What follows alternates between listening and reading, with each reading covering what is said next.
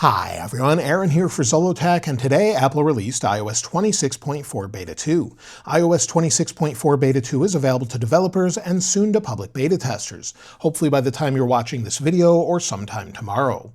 Now this came in at 1.38 gigabytes on my iPhone 17 Pro Max, was about the same size on the other devices here, and this released alongside many other updates. With iPadOS 26.4 Beta 2, macOS 26.4 Beta 2, tvOS and HomePodOS 26.4 Beta 2, watchOS 26.4 Beta 2, and also visionOS 26.4 Beta 2. Now let's go ahead and take a look at the build number and talk about what's new. So we'll go to Settings, General, then About. As you can see, we have the version number, and just like Beta 1, you need to tap on it to see the build number.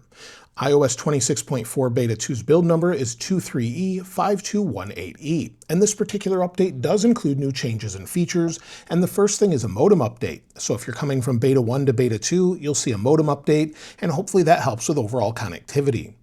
Now when it comes to new features, the first thing I wanted to talk about is Apple Intelligence and Siri. Unfortunately, there's no update here when it comes to Siri with maybe Gemini integration. It's something we're waiting for. Some people have actually said that their update has increased in size when it comes to Apple Intelligence. We'll take a look at that a little bit later, but so far there's nothing here. However, there are some updates when it comes to RCS. If we go into our apps, then Messages, go into our message settings, and then scroll down to where we have RCS. Within RCS messaging, depending on your carrier, you'll see end-to-end encryption in beta. This was in Beta 1, but now with Beta 2, it should work with Android phones. Prior to this was only working between iMessage. Now it's working with Android phones. Some people did see it work with iMessage, with Android and RCS back and forth, depending on their device, but it seems like it's fully working in Beta 2. I can show you that if we go into Messages. You'll see this message here where at the top it says text message RCS encrypted. So thanks to Gus for sending this back and forth, testing it out with me, and it looks like it's working now. It will show that not only for iMessage, but also RCS if your carrier supports it.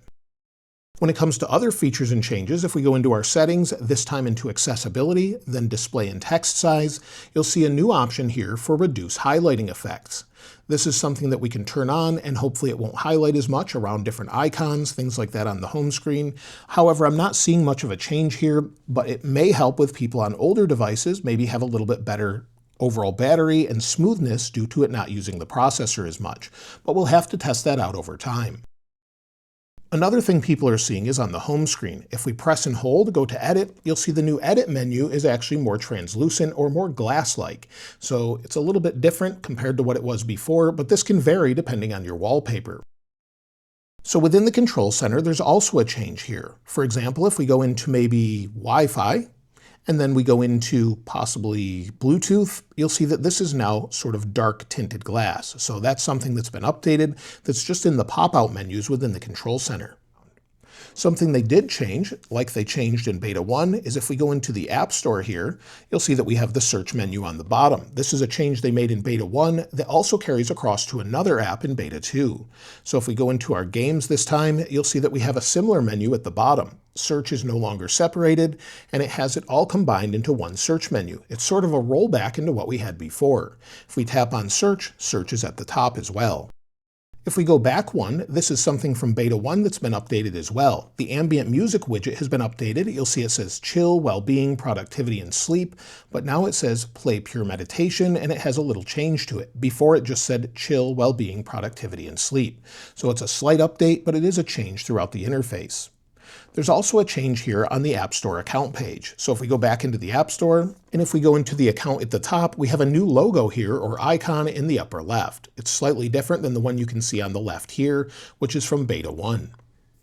Also, if we go into Freeform, we now have more information or more things from Apple's Creative Studio now that it's part of that group. So we've got our shapes, of course, and everything else, but it goes along with Creative Studio and all of the things you can use there. Something we do expect with this update is new emoji, however, they're not there yet, so we're still waiting for them to update this. We're not seeing that. As far as splash screens, I did get a new splash screen going into podcasts with its new features, with video podcasts that came with Beta 1, watch or listen, and offline viewing. Also, some people are seeing splash screens within the News app, so if you go into News and maybe you're not subscribed to News Plus, or maybe it's not even available in your area, some people are seeing a splash screen there. Of course, Apple updated Apple Music last week with quite a few changes. Those changes are still here, which is nice, along with that Playground feature. So if we go in here, you'll see that we've got our Playground feature, so we can describe what we want to hear with our playlist Playground. This is only locked, it seems, to the USA at this point, but let me know if you're seeing it in your country as well, where we have playlist Playground, and maybe play some soothing and calm music. And you'll see how it works here. So we'll play here, we'll find some music, and see what it comes up with. So it's finding related songs. We'll give it just a moment. And you'll see it came up with a bunch of different songs to play. So that's something you can save, play, or just change it to something different. As far as other features, well, so far, the only thing we know about is it seems there's quite a few different changes to carrier support for eSIM transfer. So that's for different carriers around the world. As far as other releases today, well, we did see a big update to Apple Sports. So the Apple Sports app, if we go in here and search for it, and you can see here with version 3.8, it says follow the men's and women's NCAA tournaments in real time. It also says fans in Latin America and the Caribbean can now follow their favorite leagues and teams in Apple Sports. The soccer lineup is growing, as well as a new soccer category has been added to the app. So quite a few new upgrades. Let me know if it's available now in your area as well. When it comes to bugs and bug fixes, well, the good thing is we now have the charging bug that's been fixed. So that's something that many people are having issues with. You'd plug in. My phone didn't have this, but many people would plug into maybe even a PD charger, and the phone wouldn't charge. That has been resolved in this update. Also, I haven't seen a single complaint about the keyboard. That doesn't mean it won't lag after a few days, but many people are saying that it's quite fast. So if we go into the keyboard and type this is iOS 26.4 beta 2, you'll see it's keeping up just fine. I'm not really seeing any issues, but it could slow down after a couple days. Let me know how it's going for you as well, though. With Apple CarPlay, we'll have to test that out a little bit more. Most people are just saying that it works fine, but now it's disconnecting and reconnecting. That's typically the issue I have with mine. When I used it today, at least on beta 1, I didn't have that issue, but let me know if you're seeing any resolution to this or if it still continues. Some people have also told me that the wallpaper bug is finally fixed. And slide back up, it does indeed seem to be fixed. In fact, it looks less saturated on the lock screen. So now it looks a little bit more vibrant, and hopefully this stays this way. Also, like I mentioned before, some of the bugs are the App Store is loading a little bit slow. You may have noticed that. So again, if I search for sports, even though I have really good speed here, it's just seemingly loading very slow for some reason. So you'll see it just takes a while, it loads, and then finally finds the result. Now also some people are saying they have a system data bug where it uses up a tremendous amount of space. So let's take a look at storage. Under General, iPhone Storage, scroll to the bottom and you'll see iOS is taking up 22.12 gigabytes. System data is 21.8 gigabytes, and some people were saying this was going up to 100 gigabytes. At this point, it looks like it's come back down for a lot of people. This could have been a bug. However, this does go up and down, and it does mention that it's cache data. So just keep that in mind where if it's using up a lot of data, it's okay as long as it's not taking up so much space that you can't install apps or use your applications. Now, when it comes to future updates, we could see iOS 26.3.1 soon. Based on some information found by Mac Rumors, and I recently predicted this as well, maybe next week, around the Apple event time, we'll get iOS 26.3.1. Maybe it's for the new devices to fix additional bugs and other things, but we'll have to wait and see there. Also, iOS 26.4 Beta 3 could come as soon as next week. Based on how they're rolling it out already, typically it's a bi-weekly schedule until after Beta 3, but with Beta 1 to Beta 2, it was weekly, so we'll have to see if they push out Beta 3 next week. And then the public release is said to be sometime in March. So hopefully we will see with Beta 3 maybe Apple Intelligence be introduced at that Apple event, but again, we'll have to see what they do there. If you're wondering if you should install iOS 26.4 Beta 2, well, if you're on Beta 1, absolutely install it. If you're on iOS 26.3 and you're not really sure, I'd probably hold off just to make sure it's stable, and of course we'll talk about that in the weekend follow-up video.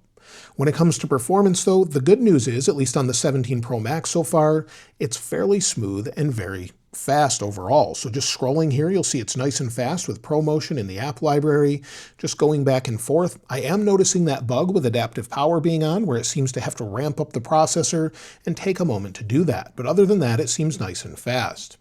Overall heat is definitely managed quite well, at least in this update. It's nice and cool so far. Again, we'll check that more thoroughly in the weekend follow-up, but after installing a major update like this, it's not bad, and I installed it on cellular as I'm traveling. I'll talk more about that at the end of the video though. When it comes to battery life, well, let's take a look at what I had before. I was on battery and using it quite heavily today. If we take a look at battery health, you'll see I'm at 100% with 24 cycles. And again, this takes a few days to measure, so I'll look at that on the weekend follow-up, but we'll take a look at the battery usage, and I did put it on low power mode a little bit today, and you'll see I used 63% with 5 hours and 5 minutes of screen active time. That's actually quite good for me, much better than I was seeing before. You'll see 2 hours and 36 minutes. It was getting much better with beta 1.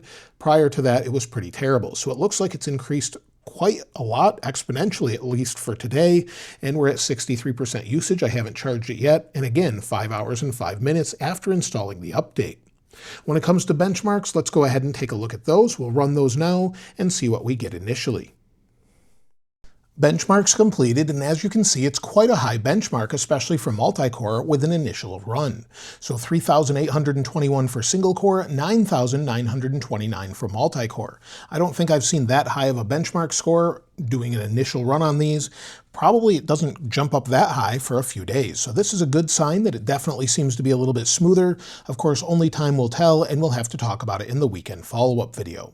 Let me know if you've found any other features. I'd love to hear from you in the comments below. And of course, I'll link this wallpaper in the description like I normally do. If you haven't subscribed already though, please subscribe. And if you enjoyed the video, please give it a like. As always, thanks for watching. This is Aaron. I'll see you next time. Oh, and as far as traveling, well, I'm at a Samsung Unpacked event.